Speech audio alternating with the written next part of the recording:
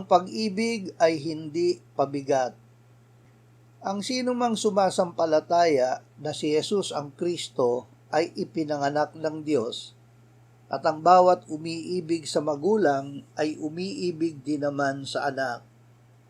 Dito'y nakikilala na iniibig natin ang mga anak ng Diyos kapag iniibig natin ang Diyos at tinutupad natin ang kanyang mga utos. Sapagkat ito ang pag-ibig sa Diyos, na ating tuparin ang kanyang mga utos, at ang kanyang mga utos ay hindi pabigat.